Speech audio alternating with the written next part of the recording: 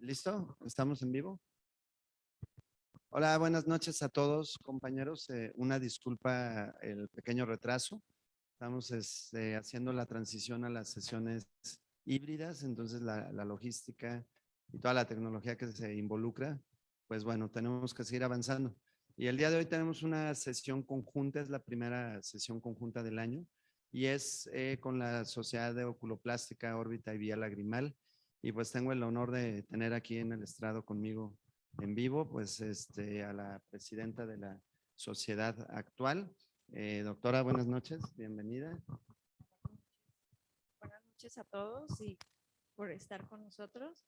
Gracias a la doctora Arce, gracias a los invitados y a los ponentes. El día de hoy vamos a tener una sesión en conjunto, como nos dijo el doctor Axel. No sé, doctor, si quiera dar alguna bienvenida y ahorita presentamos a los ponentes. Excelente, gracias. La doctora Erika Consuelo de la Rosa Jaime es la actual presidenta de la sociedad y la realidad es que como colegios estamos muy orgullosos de que todos nuestros colegas oculoplásticos retomen las actividades académicas. Tuvieron como algunas otras filiales por pandemia, se dejaron de reunir, pero la verdad es que es en verdad un gran esfuerzo. Y pues también conmigo la doctora Luz María Arce, todos conocida, también es nuestra protesorera del colegio. Y vamos a darles algunos avisos antes de dejarles ya como tal la sesión académica.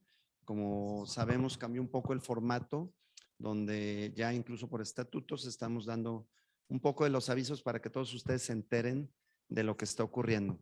El doctor Mario García, nuestro vicepresidente, también está en línea y nuestra secretaria anual, la doctora Nadia Val, también se va a conectar. Entonces me tocará dar un poco de los avisos. ¿Qué ha pasado en el colegio? ¿Qué pasó en este último mes? Bueno, se hizo cambio por votación y de acuerdo a estatutos del representante del vocal ante el Consejo Mexicano de Oftalmología. Y actualmente pues sale el doctor Jaime Navarro y entra la doctora Daniela Díaz, quien se encuentra principalmente en Clínica Santa Lucía, es especialista en glaucoma y ha participado activamente en los últimos años en el colegio y en la Asociación de Glaucoma de Occidente. Respecto al consejo, ¿qué está pasando? Como muchos de ustedes saben, está en votación en el Senado. Ya pasó la Cámara de Diputados una iniciativa de ley que fue propuesta por el partido del gobierno en turno, la cual quieren pues prácticamente desaparecer a la CONASEM, lo cual tiene unas implicaciones importantes para la regulación de la práctica profesional, ya que como todos saben el consejo o los consejos afiliados a CONASEM son los encargados de dictaminar si un doctor con una especialidad puede obtener una cédula profesional de especialidad. Es decir, para el trámite de la cédula profesional de especialidad, como ustedes saben, se requiere el certificado del consejo. Entonces, si llega a desaparecer la CONASEM, quedará como un trámite exclusivo de la Secretaría de Educación y pues bueno, es difícil que una secretaría tan amplia y regulada por profesionistas que no son médicos y mucho menos especialistas tome esta labor. Al respecto, ¿qué está haciendo el colegio? Bueno, estamos iniciando con un proceso de lobbying legal. Esto significa que estamos con asesoría legal profesional para ver qué facultades legales podría llegar a tomar el colegio en caso de una eventual desaparición de la CONASEM, que parece que esta iniciativa de ley tiene que resolverse, si mal no recuerdo, en la segunda votación, o sea, este año tiene que quedar. Entonces, bueno, el colegio ya estamos adelantando eso para ver si de alguna manera pudiéramos tener un peso eventualmente como colegio para regular las profesiones. En el aspecto académico va muy bien, hemos tenido la sesión del mes de marzo, fue una sesión muy interesante, queda en línea en la página, entonces todo el mundo la puede obtener. En relación a la sociedad mexicana, se sigue haciendo la gestión de recursos para el proyecto de difusión y vamos bien, vamos adelantados en las pláticas y parece que todo este esfuerzo que hemos hecho en conjunto por difusión y educación social, la sociedad lo está apoyando al punto donde ya hay un programa nacional del cual yo directamente soy coordinador junto con una comisión. Entonces, todo el esfuerzo que hicimos, todos ustedes que cooperaron en grabar videos, en generar información respecto a temas de educación, va a ver sus frutos, ya que todo esto va a tener un trampolín nacional. Entonces, en ese sentido, también con la sociedad mexicana vamos a apoyar, va a haber 2 cursos grandes que se van a llevar a cabo en Puerto Vallarta, y en este sentido el colegio va a apoyar, va a ser el del Centro Mexicano de Glaucoma y otro de los coloquios. En cuanto a las campañas que se hicieron en el mes de glaucoma, pues fueron todo un éxito. Se lograron hacer 5 sedes, 5 hospitales, de los cuales fue el Centro Médico Nacional de Occidente, el ISSSTE, la Clínica San Ángel, Clínica Santa Lucía y el Hospital Civil. Entonces, se logró revisar una gran cantidad de pacientes y detectar 155 casos de riesgo, lo cual pues es una labor principalmente de la Asociación de Glaucoma de Occidente, que encabeza la presidencia actual, la doctora Brenda Alegría. La verdad, felicidades por esta iniciativa. Nosotros como colegio siempre apoyamos esto y creo que fue un gran ejercicio. Ustedes estuvieron ahí en Centro Médico, un poco con esto, ¿verdad? ¿Cómo les fue? Bueno, yo ahorita estoy como de permiso, ahorita no sé cómo les fue, pero yo me imagino que bien, vi algunas como fotografías y sí había bastante gente, ¿no? Okay. Luz, ¿cómo ves este tipo de actividades del colegio? Para mí se me hace muy importante, sobre todo, educar a los pacientes que se acerquen para hacer revisiones aunque no tengan sintomatología. Entonces, poco a poco, que se difunda y hacer la labor social, pues siempre, porque el acceso a los medios de salud, pues no es del 100% de la población, entonces ahí está en nosotros prevenir. Claro, totalmente de acuerdo. Y es por eso que estamos impulsando todos estos tipos de proyectos. Tenemos un par de sorpresas que se les va a hacer llegar la información en cuanto a servicios a socios. Ya conseguimos un convenio para un seguro de práctica médico legal, o sea, de responsabilidad legal, que a veces conocemos como seguro de protección legal o seguro médico legal. Es un seguro de responsabilidad civil. Y esto es muy importante porque van a poder obtener a una tarifa especial en su anualidad. Esto haciéndolo como grupo. Esto es importante porque hay que fomentar que todos los oftalmólogos jóvenes que no tienen este seguro lo tengan. Recuerden que vivimos en una actualidad bastante revuelta donde la relación médico-paciente no es lo que solía ser y el tema médico-legal ha venido a tomar un papel desafortunadamente pues central en la atención. Entonces, no hay mejor cosa que estar protegidos. Y también tenemos, vamos a tener una promoción de un servicio de expediente médico electrónico donde se les va a dar también una tarifa preferencial. Y finalmente nuestro curso, recuerden, es en septiembre, es el 75 aniversario. Tenemos planeadas bastantes sorpresas y con la inscripción temprana pues van a poder acceder a cuotas preferenciales. Pues eso es un poco de los informes, amigos. A mí no me queda más que agradecerles, como siempre, su presencia, su participación ha aumentado mucho en el colegio, eso nos motiva a seguir adelante. Y pues sin más, ya como parte oficial del colegio, vamos a iniciar la sesión de la parte académica dirigida por las doctoras de oculoplástica. Doctora. Muchas gracias. Buenas noches otra vez a todos y les damos las gracias por esta modalidad híbrida. Gracias a la doctora Arce por aceptar la invitación como coordinadora en esta sesión. Vamos a dar la bienvenida al doctor Eduardo Daniel Sarda Imán. Voy a hacer la presentación. El doctor Eduardo Daniel aceptó nuestra invitación. Él hizo su residencia en imagenología en el Instituto Nacional de Nutrición. Hizo un entrenamiento en imagenología de cabeza y cuello. Hizo un pequeño entrenamiento con el doctor Fernando Couto y Arcos. Hizo un entrenamiento también especial en tomografía liquidal en el Hospital Universitario de Indianápolis. También tenemos como invitado al doctor José David Dosal Bañuelos. Él hizo radiología e imagen de cabeza y cuello. Bueno, él actualmente está haciendo radiología e imagen de cabeza y cuello desde mayo del 2018 en Clínica Bañuelos, ¿sí es así? Sí, ¿verdad? Del 2017 al 2018 hizo su alta especialidad en imagen de cabeza y cuello en el Instituto de Oftalmología, Fundación de Asistencia Conde de Valenciana. Y del 2013 al 2017 realizó su residencia médica en imagenología diagnóstica y terapéutica en el Instituto Nacional Salvador Subirán. Es para mí un honor el día de hoy tener a los dos como invitados para que nos hablen de este tema tan especial para nosotros, como oftalmólogos generales y como subespecialistas en órbita, párpados y vías lagrimales. El tema de hoy es acerca de imagenología, pero es un tema especial dedicado a oftalmólogos en general para que nos ayuden a hacer como un diagnóstico oportuno y que esta imagenología sea un poquito más didáctica, más fácil para todos los oftalmólogos en general. Entonces, damos la bienvenida al doctor Eduardo Daniel. Por favor, doctor.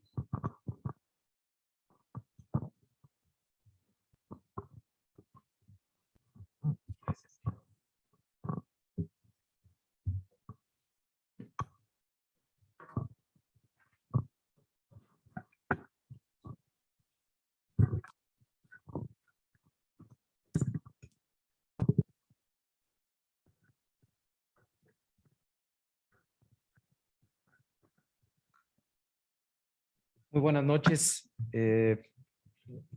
¿Estamos bien? Yo de estas cosas no tengo idea. Con el permiso de ustedes, al cabo no tengo a nadie cerca, me voy a quitar el cubrebocas. ¿Necesito compartir la pantalla?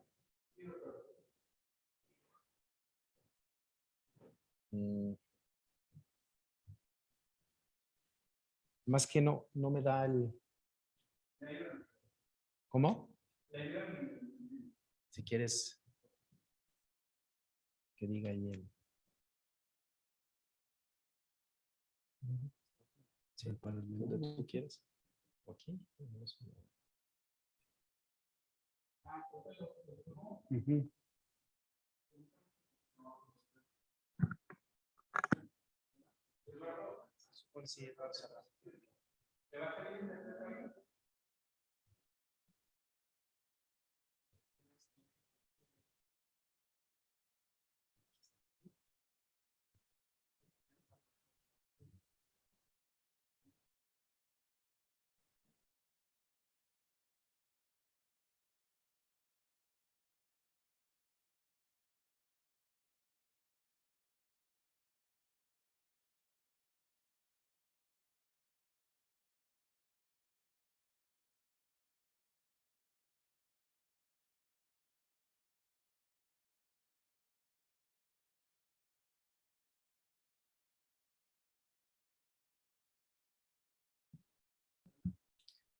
Muy bien, buenas noches.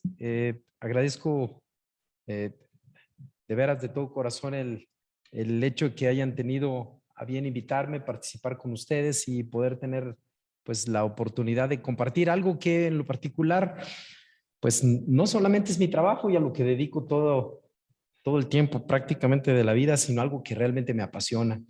Y de alguna forma pues me encantaría poder compartir algunos conceptos de lo que es la imagenología de las órbitas, que es una de las áreas de la especialidad de cabeza y cuello, que es lo que manejamos.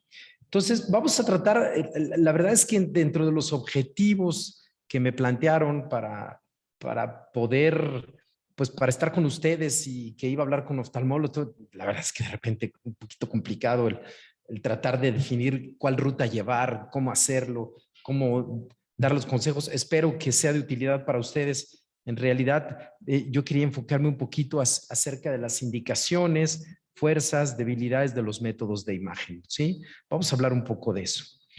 Quisiera iniciar con esta frase que me parece muy buena y que viene muy apropiada para lo que vamos a hacer ahorita, es que no hay viento favorable para un barco sin rumbo.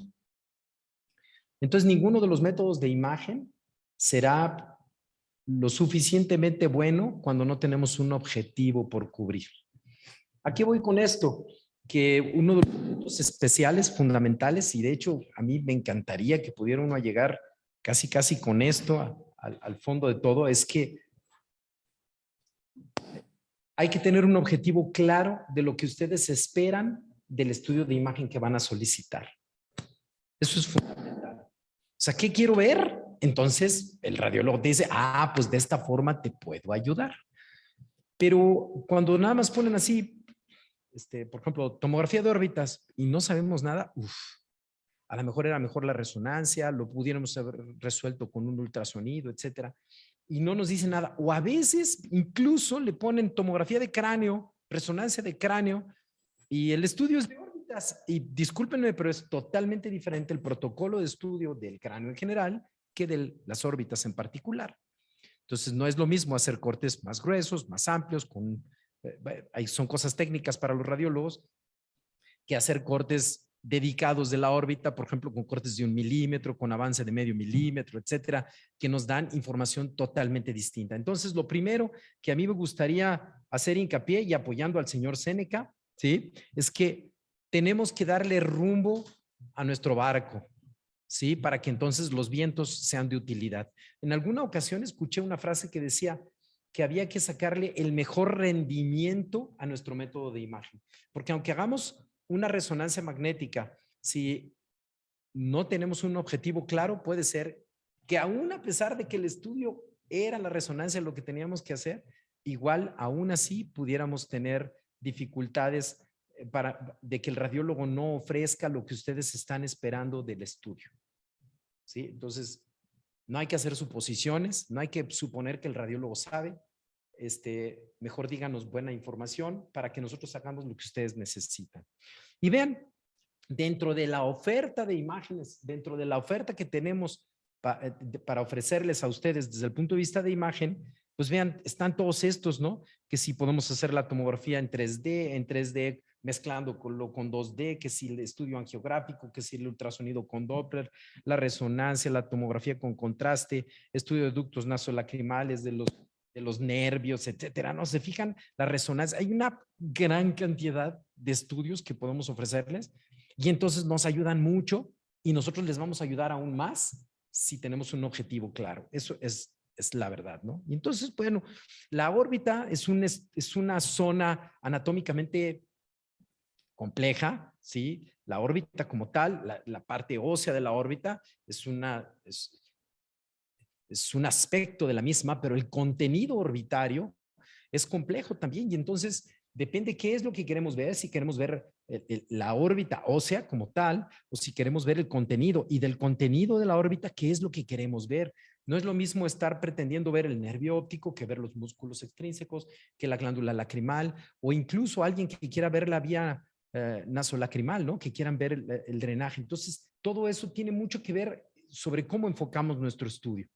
Y pues ustedes ven que dentro de la órbita tenemos una gran cantidad de grasa, tenemos el nervio óptico, la vaina del nervio óptico, tenemos también los músculos extrínsecos oculares, que aquí se ven muy bien, se forma un cono de la grasa intraconal, extraconal. No quisiera entrar en eso porque no es realmente nuestro tema de estudio. La otra cosa que tendríamos que ver aquí es el globo ocular, ¿sí? Que el globo ocular, si nuestro objetivo es el globo, pues entonces tenemos otras cosas que podemos hacer, o si queremos ver por detrás del globo, si queremos ver la retina, si queremos ver el ápex orbitario, si queremos ver el conducto óptico, etcétera. Entonces, mucho de eso depende. ¿Qué quieres ver? Es el método que debemos de utilizar. Y por ejemplo, miren, aquí hay un resumen corto de lo que la imagen les puede ofrecer, ¿sí? Entonces, este estudio, que tenemos aquí es TAC, ¿sí? Esta es resonancia magnética, perdón la letra, esta es la resonancia magnética, esto es TAC también, resonancia y tomografía. Y este que tenemos aquí es un ultrasonido, ¿sí? Y entonces fíjense qué interesante. El nervio óptico se puede ver muy bien con la TAC. El nervio óptico lo tienen ustedes aquí. ¿Sí? Perdón, pero el nervio óptico, ¿no? Está con la TAC. Lo podemos ver muy bien también aquí con la resonancia magnética. Incluso en el coronal se ve aquí, se ve aquí, se ve acá, dependiendo qué es lo que queremos ver. Pero lo que sí se ve diferente, y hay que entrar en conciencia de eso, es, por ejemplo, la grasa. Vean cómo la grasa intraconal retroocular que está aquí entre el músculo recto interno, entre el nervio y el músculo recto externo, ahí lo tenemos. La grasa en la tomografía es negra. nosotros hablamos, en la tomografía hablamos de densidades, es una estructura hipodensa. En la resonancia, fíjense cómo es blanca, es hiperintensa. Ahí hablamos de intensidades, es hiperintensa, a menos que hagamos una técnica especial que se llama supresión grasa. Y vean cómo en el coronal también podemos tener muy buena visión de las dos órbitas en comparación. Y bueno, pues esta es resonancia en coronal, tomografía en coronal, y es solamente para que vean cómo los músculos, hablando del músculo recto interno, sí, aquí lo tenemos, el recto interno, veanlo en resonancia magnética, este es T2, este es T1, las secuencias son diferentes, ¿sí? Este es coronal, etcétera. Entonces, fíjense cómo podemos estar viendo las estructuras en forma diferente. Y esto es muy importante, aprender a reconocer que, por ejemplo, con este estudio de ultrasonido tengo una muy buena visión de la vascularidad de la zona de la retina. Incluso puedo ver las estructuras vasculares a través de la arteria central de la retina y incluso el nervio óptico, si lo ven ahí atrás, se puede ver muy bien, ¿sí? Depende de qué quiero ver. Con esto veo otras cosas. Por ejemplo, el cristalino se puede ver en todos los métodos, en ultrasonido, en otros se los voy a enseñar. Pero entonces, la anatomía y las estructuras se pueden ver en forma muy distinta. Por ejemplo, vean el ala mayor del esfenoides, ¿no? En la tomografía, y ahora búsquenla aquí en la resonancia y vean qué diferentes se ven. Entonces, depende cuál es el objetivo, qué es lo que estoy buscando. Entonces, aplico diferente mi criterio para solicitarle al radiólogo, o incluso yo les sugiero, cuando tengan duda, mejor llámenle al radiólogo de sus confianzas y díganle, oye, ¿qué te parece? Fíjate que estoy buscando esto, ¿qué método le podemos hacer? Eso es lo ideal.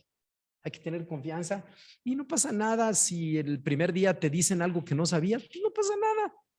No lo sabías, pero ahora ya lo sabes. El asunto es que de alguna forma busquemos la forma de poder ayudar a nuestro paciente de la mejor manera. Y entonces, el ultrasonido. Vamos a las fuerzas y debilidades del ultrasonido. El ultrasonido fácilmente disponible, ¿no? Levantas una piedra y aparece un ultrasonido. Muchos médicos en los consultorios, en todos los hospitales, en los lugares de urgencia, en todos lados hay un ultrasonido. No tiene radiación ionizante, es económico, nos permite hacer una excelente valoración del globo ocular, nos permite ver el Doppler color como el que vieron, podemos ver muy bien la glándula lacrimal y ofrece la posibilidad también de valorar la región retroocular. Ahorita lo veremos, ¿sí? ¿Y qué debilidades tiene? Vamos a poner aquí así como que las cosas que están hacia abajo, ¿no? ¿Cuáles son las debilidades? Tiene poca utilidad para las estructuras óseas de la zona, tiene poca profundidad, dependiendo de los megahertz que utilicemos, pero bueno, no me puedo tener en eso. La región retroesfenoidal tampoco, ¿no? Si tú quieres ver el lóbulo temporal por detrás del ala mayor del esfenoides, pues no la vas a ver, ¿sí? Se requiere un ultrasonido de alta frecuencia, es operador dependiente, que esto también es un factor en contra, porque depende mucho de quién lo hace, es el resultado que obtienes, ¿sí? Yo me puedo subir al coche de Checo Pérez y seguramente cuando mucho le daría 200, no voy a ir a 350. Entonces sí depende mucho quién es el que opera el coche, es qué tan rápido corre, ¿no? O si me prestan la raqueta del muchacho nuevo Alcaraz, el español, ¿no? Sí, pues él ganó el Miami Open, pero pues yo no le gano ni a mi vecino, ¿no? Entonces eso depende mucho. Y por otro lado, se piensa poco en el ultrasonido como recurso de valoración. Pero miren, por ejemplo, en el ultrasonido, incluso se pueden ver hasta un poquito como las pestañas. ¿Se fijan cómo se alcanza a ver eso? Se los voy a quitar. ¿Se fijan cómo se alcanza a ver hasta un poquito ahí? Se alcanza a ver muy bien el cristalino, ¿sí? Se alcanza a ver muy bien el iris, etcétera, ¿no? Y podemos ver atrás del globo ocular lo que habíamos comentado, la vascularidad de la zona de la retina, la arteria central de la retina. Podemos ver, miren qué interesante, se puede ver el reborde de la órbita y podemos identificar parte de la glándula lacrimal en la zona. Sí, atrás también, dependiendo qué tanta profundidad querramos, pueden ver más cosas. En uno de los casos subsecuentes se los voy a enseñar. La tomografía, no, pues la tomografía es reina, ¿no? En muchas cosas es una chulada, tiene muy buena valoración de las estructuras óseas, que hablando de órbita, pues es maravillosa, es rápida, segura, es multiplanar, podemos administrar contraste. Esto de rápido, seguro, pues unos segundos, ¿eh? El estudio de TAC, en 15 segundos ya terminaste. Es más, lo tiene uno que entretener tantito para que sienta que le cobraron por algo, porque si nomás son los 15 segundos y por esto me cobraron, entonces hay que tener cuidado porque realmente es muy rápida, ¿no? Luego, la buena valoración de estructuras retroorbitarias, retrooculares, es la primera elección en la valoración del trauma, el trauma craniofacial y el trauma orbitario, con tomografía se puede valorar muy bien. De las debilidades, dice uno, bueno, ¿qué debilidades tiene? Pues bueno, usa radiación ionizante, que pues, no es lo ideal. Puede haber alergias al material de contraste cuando lo utilizamos. No está tan disponible como el ultrasonido, pero sí también hay muchos equipos de tomografía en la ciudad. Y en la evaluación del nervio óptico y las vías visuales no tiene el mismo rendimiento que la resonancia, aunque también se puede ver. Y pues bueno, estas son imágenes generales de las órbitas, ¿no? Con la TAC, un corte en la parte más baja, en la región alta. De hecho, aquí alcanzamos a ver parte de la glándula lacrimal. Del otro lado también se ve la glándula. Aquí podemos ver muy bien el globo ocular, el cristalino. Aquí está el cristalino. Luego vemos el nervio óptico, el conducto óptico. Casi podríamos ver el quiasma y regresarnos acá por el otro lado, ¿no? Pero se puede ver muy bien el cristalino y las estructuras. Esto, si hacemos un corte coronal, lo que significa el coronal es que hacemos un corte en este sentido y esto es lo que vemos, ¿no? El nervio óptico, los músculos extrínsecos, etcétera. Y otra de las cosas que nos permite ver muy bien la tomografía son estos. Fíjense, la comunicación que hay entre la fosa pterigomaxilar, la fosa subtemporal, la región del ápex orbitario y la región endocranial. Toda esta zona de comunicaciones muy importantes atrás de la órbita se pueden ver muy bien con la tomografía. Y nos permite estas imágenes en tercera dimensión, ¿no? Que se ven preciosas.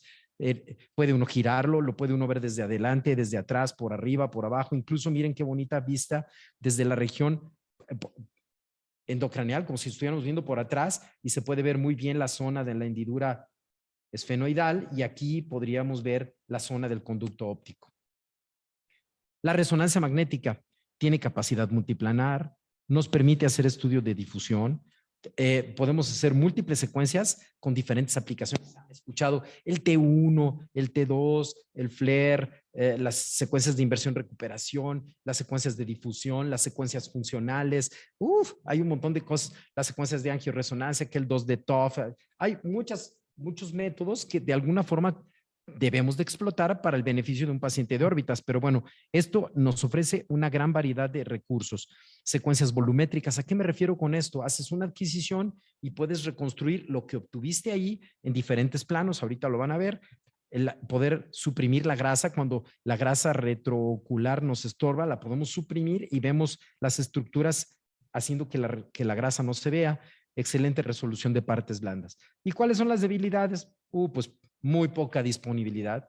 O sea, hay pocos equipos comparado con la necesidad. Los costos, es un estudio costoso. Los pacientes que tienen claustrofobia, es muy difícil meterlos ahí. Normalmente los tenemos que meter sedados. Los pacientes que tienen marcapaso también pueden tener una limitación ahí. Los tiempos de adquisición son más largos. Lo que les decía yo, el ataque son 15 segundos. Pues bueno, en la resonancia, una media hora, puede ser, más o menos. Luego puede haber robo de señal por metal. ¿A qué me refiero con esto? Si tu paciente tiene brackets, olvídate de ver las órbitas. Va a ser muy difícil que puedas ver las órbitas.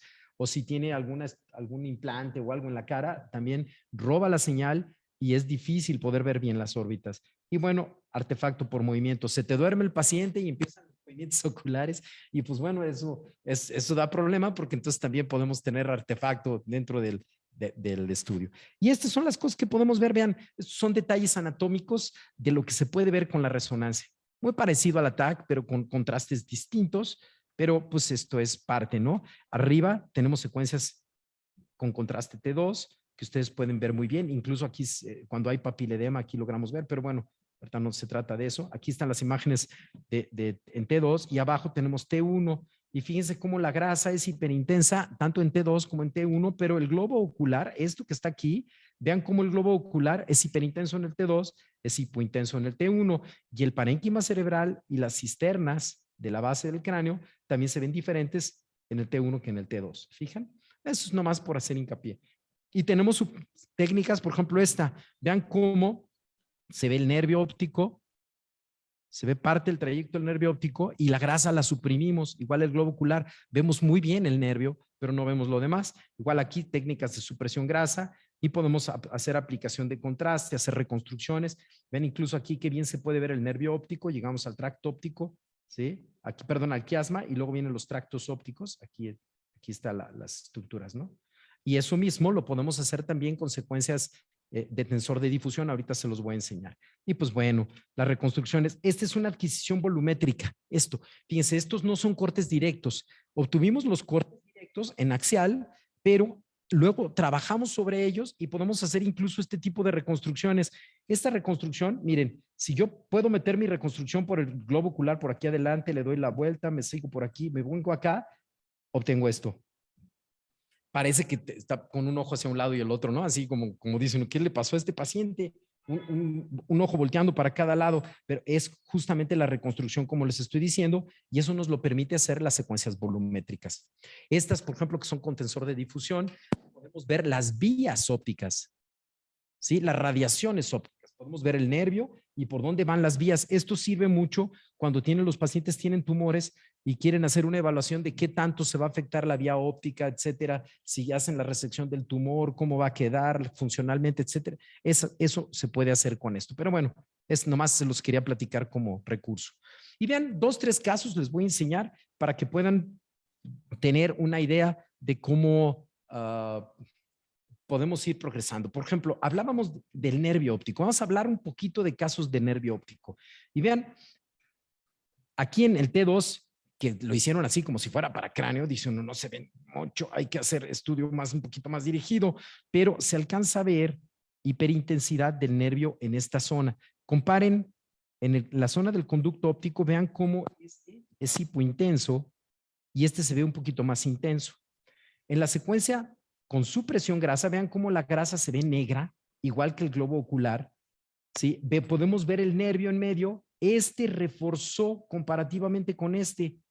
Es una zona de edema que refuerza con el gadolinio en un paciente que tiene neuritis óptica. Vean cómo en el coronal, aquí hay el nervio óptico, no tiene tanta señal como este nervio óptico que tiene mucho más señal. Igual aquí, aquí, acá. Entonces, se puede ver la neuritis óptica y obviamente tendríamos la gran ventaja de que además de que vemos la neuritis óptica, por ejemplo, si el paciente tiene esclerosis múltiple, pues podemos ver todas las lesiones dentro del cráneo, etcétera, que es un plus que nos da la secuencia.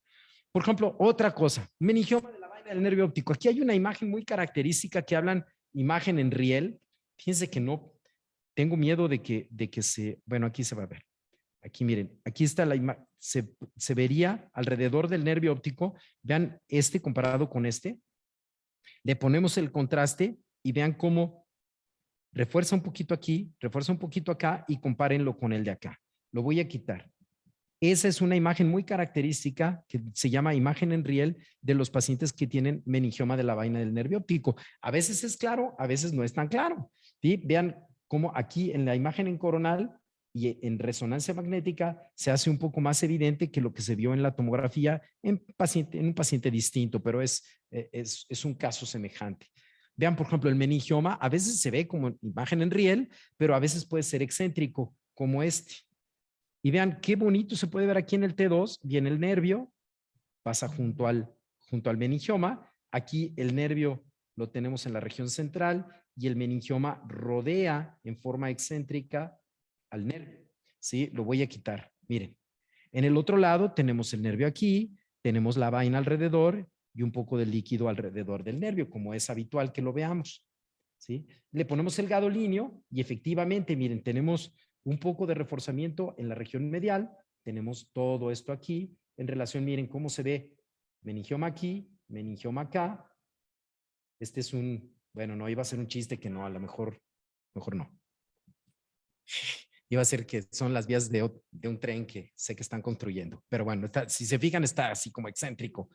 Ahora, la imagenología de las órbitas también nos muestra, hablando del nervio óptico, fíjense cómo veíamos en imagen de riel. Este otro caso también dice uno, qué caray, este nervio está ensanchado, miren.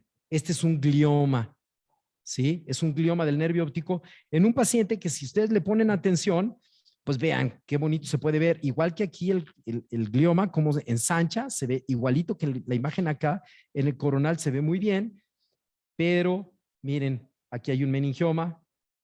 Aquí tenemos una gran lesión en el cuello, esto que están viendo aquí. Este es un paciente que tiene una neurofibromatosis, ¿sí? Entonces tiene un neurofibroma en la zona del espacio parafaringio, tiene un glioma del nervio óptico y además tiene un meningioma. Entonces, todo lo que armaría el caso de una neurofibromatosis. Entonces, fíjense cómo la imagen realmente, cuando uno va bien dirigido, pues puede uno reconocer varias cosas que nos ayudan para llegar al diagnóstico. Por ejemplo, este caso, estos dos casos son del libro del doctor del doctor Hans Berger, pero este sí es un caso mío. Y vean cómo el neurofibroma plexiforme, dentro de sus características, es que es un tumor, es como un tumor, pero nunca ves bien dónde empieza y dónde termina. Vean cómo está aquí la hendidura esfenomaxilar ensanchada. Lo que estamos viendo es un gran incremento del volumen de la grasa, los músculos, se ensancha la hendidura. Vean cómo está ensanchado aquí, está ensanchado acá, ¿sí? Todo por un neurofibroma plexiforme, también en un paciente con una neurofibromatosis. En el trauma, hablando de nervio óptico, nuevamente, fíjense cómo aquí hay que ponerle atención a todo, ¿no? Vean, incluso ya le pusieron estas banditas, las ponen, si ahorita estoy hablando con los que me pueden corregir, pero creo que lo ponen cuando están tratando de evitar que exista desprendimiento de retina, para darle un poquito mayor de tono ahí al asunto, ¿no? Entonces el globo ocular ya tiene eso, pero vean cómo está el piso orbitario. Tenemos herniación de la grasa orbitaria hacia abajo, esto en la imagen sagital, tenemos la herniación aquí, no hay atrapamiento del músculo recto inferior, pero dice uno, oye, ¿qué está pasando? Ah, ya viste, está seccionado el nervio óptico. Este nervio óptico está completo, pero acá viene el nervio y aquí se seccionó. Lo voy a quitar para que lo puedan ver, pero ahí se ve claramente la interrupción del nervio óptico. Entonces dice uno, chispas, aquí está el nervio bien, aquí está el nervio seccionado. Por ejemplo, el tumor más frecuente de la región orbitaria, ¿no? El cavernoma o el hemangioma cavernoso, que es otra de las estructuras de los que podemos ver. Vean cómo el nervio óptico está sano, pero el nervio óptico le da la vuelta al tumor. Y aquí podríamos poner el tumorcito, el dibujo del doctor Hans Berger. Hagan en cuenta que le hizo el dibujo a mi caso, ¿ah? Este es el dibujo del doctor y este es mi caso. Hagan en cuenta que se lo hizo ahí. Aquí vemos una lesión vascular que está ocasionando desplazamiento del globo ocular, está desplazando también el nervio óptico y le hacemos las diferentes secuencias con T2, con T1 y con gadolinio y vean cómo se comporta hiperintenso en T2, isointenso en T1 e hiperintenso, al decir hiperintenso que está blanco con el gadolinio, ¿sí? Ahí está. Y pues bueno, no quiero entrar mucho en esto porque el doctor David nos trae un caso semejante, pero vean, aquí está el globo ocular. Vemos una lesión aquí adentro también, vean cómo tiene un poquito de mayor densidad. Estos pacientes que de repente te los piden nada más simples, puede haber muchos motivos para no querer aplicar contraste, que si el paciente tiene historia de alergia, que si tiene una filtración glomerular elevada, que si tiene elevación de asuados, etcétera. Entonces hay que proteger al riñón y de alguna manera dice uno, ching, pues no le puedo poner contraste y tampoco le puedo poner gadolinio, porque también el gadolinio hace efectos. Hay una cosa que se llama fibrosis nefrogénica sistémica que hay que tener cuidado. Eso es relacionado con el gadolinio y con la tomografía podríamos tener problemas de función renal. Entonces vean, aquí pues bueno, dice uno, oye, ¿yo cómo puedo saber qué es esto? Ah, pues lo puedo pasar al ultrasonido. Aquí está en modo normal, con escala de grises, y aquí lo podemos ver con el Doppler color en un paciente que también tiene un hemangioma cavernoso. Las malformaciones venolinfáticas, que también ahorita nos van a explicar con mayor detalle, que la posibilidad de tener la imagen de la malformación venolinfática, este también es del libro del doctor Hans Berger. Vean cómo lo típico son estos niveles líquido-líquido en una lesión multiloculada que se acomoda en la zona. En la imagen de resonancia magnética, aquí claramente vemos imagen líquido-líquido, que normalmente se produce por pequeñas hemorragias. Dentro de la malformación venolinfática se acumula con eso que se conoce como el signo del hematócrito, ¿no? Tú pones tu tubo de ensayo con sangrita y se sedimentan los elementos formes, arriba se queda el suero y entonces de esa forma podemos ver que es una cosa semejante, arriba el suerito y abajo los elementos formes de la sangre con el signo del hematócrito. Esto es lo mismo en la TAC, en la resonancia magnética, una malformación venolinfática. No le voy a invertir tiempo a esto para que nos explique el doctor Dosal Bañuelos. Y vean aquí también una fístula carotidio cavernosa, ¿no? ¿Sí? Normalmente postraumáticas, y vean esta estructura vascular. Para esto sirve mucho el contraste en este caso, ¿sí? Lo podemos ver con mucha claridad. Y este otro caso que fue de los que de repente no les podemos poner contraste porque es insuficiente renal, que si está en diálisis, que si no sé qué, muchas cosas que nos dicen. De alguna manera vemos la vena oftálmica superior dilatada comparativamente con la contralateral. Vean cómo está aquí. Le hacemos un estudio de resonancia magnética sin gadolinio. Esto se puede obtener sin gadolinio. Esto fue un 2 de TOF. Y dicen, oye, esa vena está dilatada en un cuadro de un paciente que parecía fístula carotídeo cavernosa. Lo pasamos al ultrasonido, le ponemos el Doppler y vemos que esta vena tiene flujo arterializado y además está invertido. Entonces, claramente una fístula arteriovenosa. Los quistes dermoides, ¿no? Dice uno, oye, ¿se ve bonito? Pues sí, el quiste dermoide se ve muy bien en resonancia porque la grasa es hiperintensa y vean cómo se puede ver el quiste lleno de grasa hacia la zona habitual, que es la región orbitaria superolateral, ¿sí? Con supresión grasa no lo vemos porque es grasa, evidentemente, aquí lo estamos viendo, las medidas, pero con TAC vean qué bonito se ve y además con la TAC tenemos la posibilidad de tener la reconstrucción primero con la pura piel, ¿no? Y ahí vemos el efecto. Luego, aquí tenemos una mezcla de piel con huesito ahí que se puede ver y este de puro hueso y vean cómo el quiste dermoide, como es habitual, está ocasionando una remodelación del reborde orbitario y entonces lo podemos ver con mucha claridad ahí. Y vean cómo aquí está justamente la grasa del quiste dermoide y parte de la remodelación. Y vean, por ejemplo, en esa misma zona, este paciente le habían quitado un adenoma pleomorfo de glándula lacrimal. Le hacemos el estudio de tomografía y dicen, oye, ¿cómo lo ves? ¿Cómo está? Le hago el estudio, le veo esta lesioncita y digo, oye, parece que no, déjame, lo voy a pasar al ultrasonido. Lo pasamos al ultrasonido y vemos con claridad que tenemos recidiva del tumor, ¿sí? Se quedaron pequeños pedacitos del adenoma pleomorfo que se resecó de la glándula lacrimal y evidentemente lo tenemos ahí. Pues bueno, ahí está el control. Vean, por ejemplo, nuevamente, ahora vamos a patología rápidamente de cosas óseas. En cosas óseas supondríamos que el ataque es la reina, ¿sí? Y vean, por ejemplo, hacemos esta tomografía, un paciente que tiene proptosis del globo ocular izquierdo, lo trae ahí protruido, ¿sí? Y vemos en el corte de TAC simple que el hueso está anormal. Esto es lo normal. Y esto dice, está ensanchado, con vidrio despulido, la cortical un poco irregular, tiene cambios de hiperostosis, algo está pasando, ¿sí? Aquí lo tenemos, las imágenes con técnica para partes blandas. Lo pasamos a la resonancia y nos damos cuenta que este paciente tiene un meningioma transóseo. Vean, aquí este es parte de la meninge, luego está el hueso afectado, todo esto de aquí, y nuevamente vemos meningioma por dentro, ¿sí? Entonces, por dentro de la órbita, en el hueso y por detrás. Miren, aquí está parte del meningioma y en medio el hueso afectado.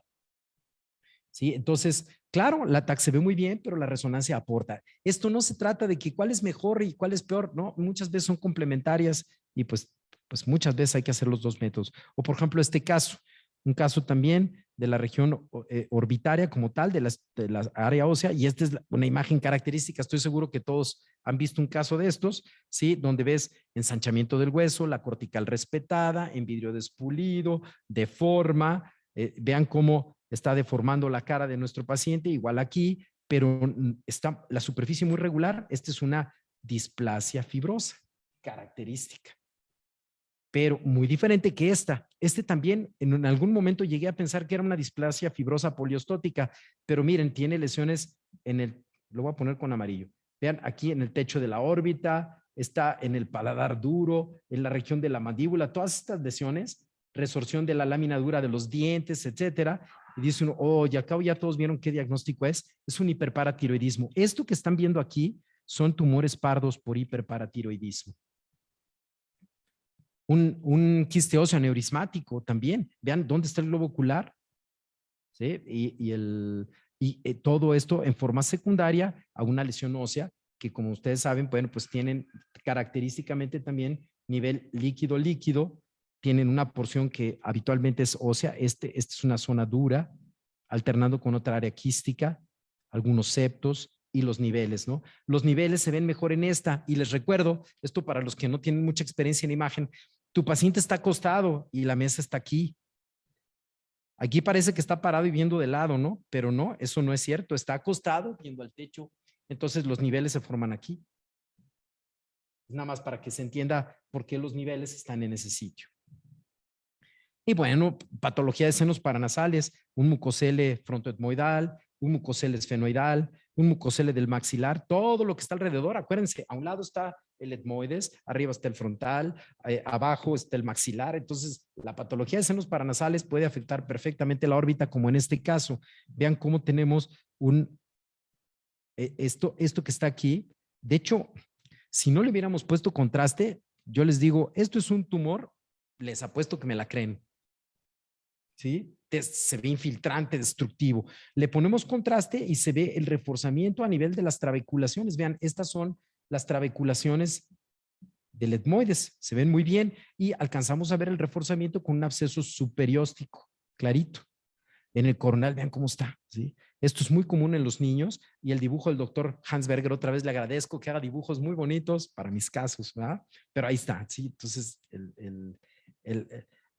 un caso de un absceso superióstico. O, por ejemplo, tumores de la nariz que invaden secundariamente la órbita. Este es un estesio neuroblastoma. Y sí, claro, está en la región del surco olfatorio, la lámina cribosa, pero afecta la órbita, infiltra la órbita, además de que infiltra la nariz, ¿no? Pero aquí está, ¿sí? Pueden ustedes ver un tumor de nariz invadiendo secundariamente la órbita. Entonces, todo esto es importante. El radiólogo te puede ayudar en todo esto para hacer una adecuada evaluación de tu paciente, ¿no? Ahora, por ejemplo, la imagenología de las órbitas, uno de los temas muy comunes para los orbitólogos y eso es la enfermedad de Graves. Y bueno, pues lo que sabemos que lo que normalmente nos pasa es que los músculos extrínsecos oculares, aquí está el inferior, el medial, el superior, ¿sí? El medial incluso aquí, pueden estar ensanchados, afectan a veces unilateral, a veces dos lados, puede haber un fondo edematoso, etcétera. No me voy a meter mucho en esto porque el doctor Dosal Bañuelos nos va a hablar de esto. Sí, pero característicamente la afección, ¿no? Vean cómo se respeta la inserción anterior. ¿A qué caray? Ya no pintó. Así, aquí está. Se respeta la inserción anterior, se ensancha el vientre del músculo y se vuelve a adelgazar. Esa es la forma típica de los pacientes con orbitopatía inmunotiroidea. De hecho, les voy a enseñar un caso que este sí es diferente y fíjense cómo teniendo un poquito de interés se puede lograr. Me mandan, yo hago mucho ultrasonido de cuello, me mandan para un paciente que tiene Graves y tiene los ojitos saltones, característico, lo mandan para hacer la evaluación, le hago el ultrasonido, ahí ustedes pueden ver cómo está la tiroides aumentada de tamaño, hipocogénica, con aumento de la vascularidad, las cosas típicas, ¿no? Un paciente que estaba siendo sometido a tratamiento con tamoxifeno y con propranolol. Entonces, ya está más o menos controlado de su función tiroidea, pero le digo, oye, ¿me dejas verte los ojos, no? ¿Me dejas hacerte un ultrasonido? Y sí me dejó, y vean qué bonito se puede ver el ensanchamiento de los músculos. Este es un músculo, este es el otro músculo. ¿Sí? Lo voy a quitar para que lo vean. Lo de en medio es la grasa. Aquí está el nervio óptico, pero podemos ver muy bien el músculo aquí y el músculo acá. ¿Sí? Vean, en este incluso lo pudimos medir. No me acuerdo cuánto midió, pero ahí está la rayita de la medida. Es casi calientito. Si lo tocan todavía está calientito. Es como de hace una semana. ¿Sí? Entonces aquí está. Bueno, ahora el pseudotumor inflamatorio. Veíamos lo del Graves. Ahora, el pseudotumor inflamatorio. Típicamente en el Graves, aunque también puede afectar la glándula lacrimal, son más los músculos y la grasa lo que se afecta.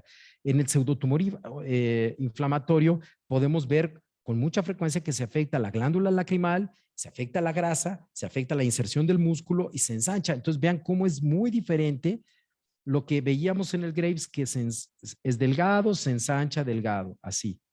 Esto es lo típico, ¿no? Del Graves.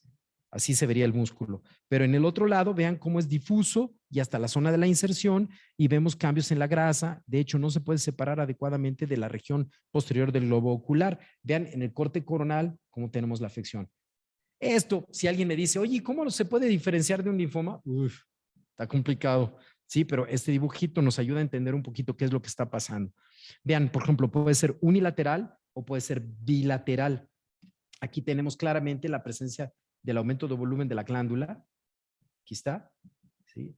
Y pues bueno, cómo está desplazando parte de los globos oculares. Cuando nosotros tenemos afección bilateral, que puede ser pseudotumor inflamatorio, hay que considerar probable enfermedad sistémica.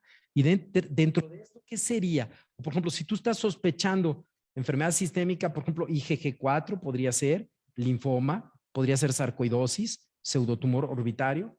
¿Cuál te gusta? Todos esos pueden ser casos de esto, ¿no? Entonces hay que tener en cuenta que puede ser así.